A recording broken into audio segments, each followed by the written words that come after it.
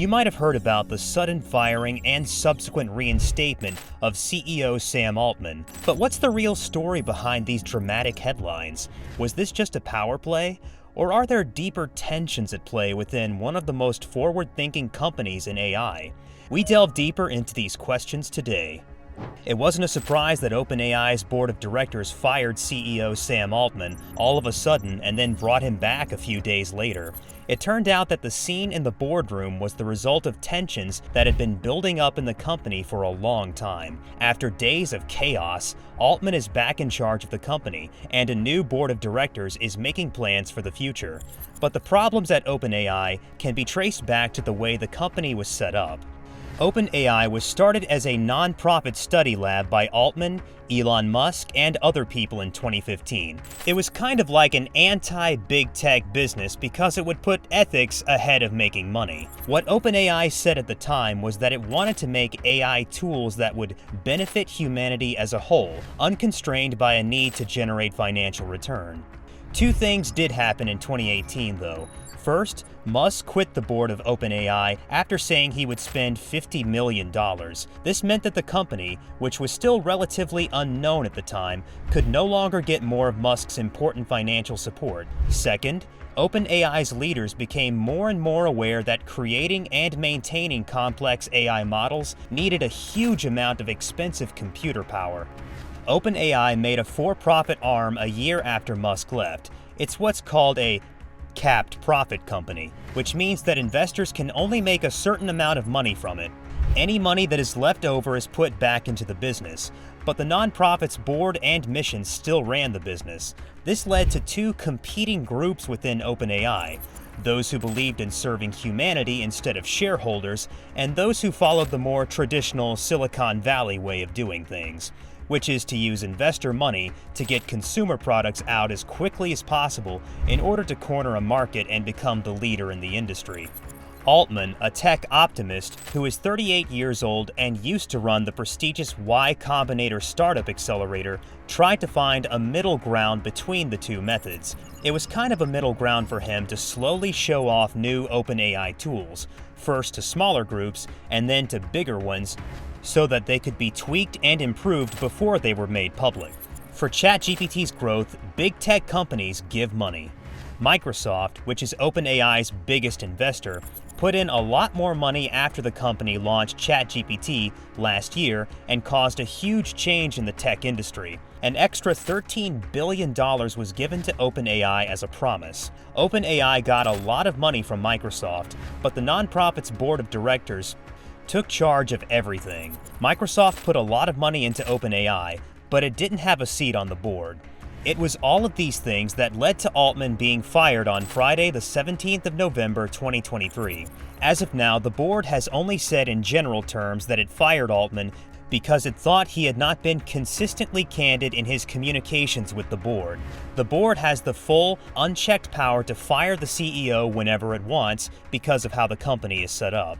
The underlying reason is said to have been that Altman wanted to make progress as quickly as possible with all the new AI developments. He aims to achieve general AI as soon as possible, which is as intelligent as humans. Members of the board were wondering if Altman was really thinking about the risks of AI products, or if he was just trying to keep the company at the top of the crowded and competitive field of generative AI development. Strong AI can make it easier for fake news to spread, cause a lot of people to lose their jobs, and be used by bad people to pretend to be someone else. To try to grow the business and get new customers as quickly as possible, the question was whether Altman gave up on OpenAI's founding ideals. And if that's the case, did that make him unfit to lead a nonprofit that was set up to make AI goods free from financial obligations? The decision to dismiss Sam Altman, the organization's leader, and the subsequent reversal of that decision painted a picture of a company at a crossroads. The board's initial move to fire Altman was a bold one, but it was met with an unexpected challenge. Despite the reasons behind their decision, external forces like Microsoft or any other influential company leaders were powerless to intervene. This turn of events highlighted the complex dynamics at play within OpenAI, where internal voices seem to hold considerable sway.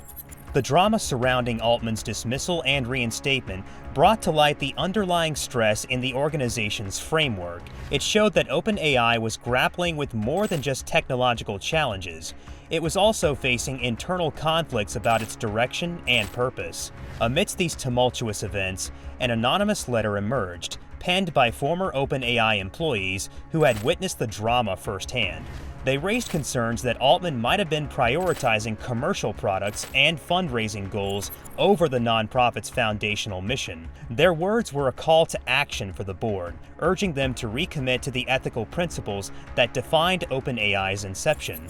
The letter implored the board to stand firm in their dedication to OpenAI's original mission. The former employees emphasized the importance of not giving in to the lure of profit-driven motives. They argued that the future of artificial intelligence and the well-being of humanity depended on the board's commitment to ethical leadership and transparency. At OpenAI, a leading AI research organization, there was a dramatic shift in leadership dynamics that caught everyone's attention. Initially, the idea of Sam Altman, the former head, returning to lead the company seemed out of the question for the board members, but then something extraordinary happened that forced them to reconsider.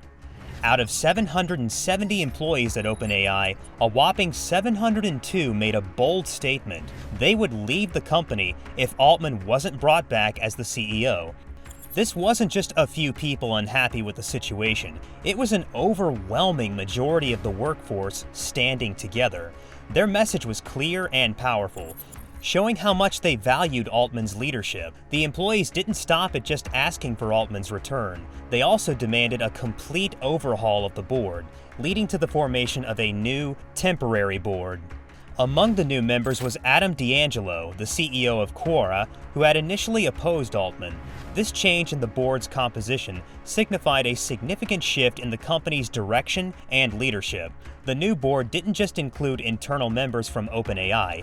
It also saw the inclusion of influential figures from Silicon Valley. Bret Taylor, a respected executive known for his roles in various tech companies and as the former chairman of Twitter, joined the board. Larry Summers, who once served as the Treasury Secretary, also came on board. Their presence brought a wealth of experience and knowledge to the table. At the heart of OpenAI's mission is a promise outlined in their charter. This promise is about developing artificial general intelligence, or AGI, a type of super smart AI that can outperform humans in almost every area. But there's a crucial condition. This development should not harm humanity or give too much power to a few individuals or groups. In the competitive world of Silicon Valley, success often means gathering a lot of power and influence. Take Microsoft, for example. They became one of the world's most valuable companies by amassing immense power. They also invested a significant amount, $13 billion, into OpenAI, likely with the expectation that OpenAI would become a leader in AI technology. This investment shows how big players in the industry are betting on OpenAI's success. The current board of OpenAI has a clear and noble goal: to develop AI systems that benefit everyone, not just to make profits for investors. This approach is about prioritizing the greater good over financial gain, ensuring that AI advancements help all of humanity. Still, OpenAI's for-profit arm will keep hiring wealthy AI fans who want to get in on the AI gold rush. The two sides don't agree on anything and can't seem to live together. The new board will probably have more people on it, including someone from Microsoft. One thing the board has to do is look closely at OpenAI's organization. Is there too much friction with the mix model? Are there ways to move forward with a middle-of-the-road view? Comment your thoughts.